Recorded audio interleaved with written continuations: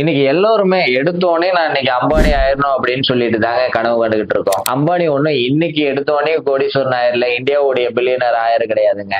அவங்களுடைய உழைப்பு பாத்தீங்கன்னா ஒரு குடும்பமாவே சேர்ந்து உழைச்சதுனாலதான் 1900 இருந்தே பாத்தீங்கன்னா திருபாய் அம்பானி வந்து ஒரு பெட்ரோல் பங்க்ல வேலை செஞ்சு அதுல வரக்கூடிய அமௌண்ட்டை வச்சு டெக்ஸ்டைலு இது மாதிரி இம்போர்ட் எக்ஸ்போர்ட் இது எல்லாமே செஞ்சு அதுக்கப்புறம் தன்னுடைய முகேஷ்ங்கிற மகனை வந்து பெட்ரோலியம் பத்தி படிக்க வச்சுட்டு அதுக்கப்புறம் பெட்ரோலியம் ஃபீல்டுக்குள்ளேயே வந்து அதுக்கப்புறம் 1981 தான் பெட்ரோ கெமிக்கல்ஸ், பெட்ரோலிய சுத்திகரிப்பு, அதுக்கப்புறம் வந்ததெல்லாம் தான் இந்த எண்ணெய் இது எல்லாமே.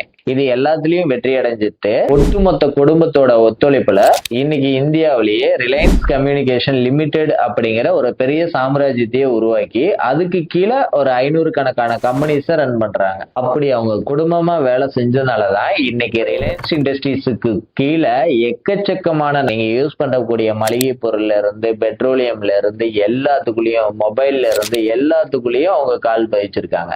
ஸோ வந்து எந்த தொழிலையும் எடுத்தோன்னே ஜெயிச்சிட முடியாது. அதுல வந்து நம்ம கஷ்டப்படணும். நீங்க உங்க நண்பர்கள் இது மாதிரி ஒரு கம்பெனியை ஸ்டார்ட் பண்ணி ஃபேமிலியாவோ இல்ல ஒரு டீமாவோ கஷ்டப்பட்டு ஜெயிச்சா மட்டும்தான் முடியும். எடுத்த உடனே எல்லாம் அம்பானி ஆயிட முடியாது.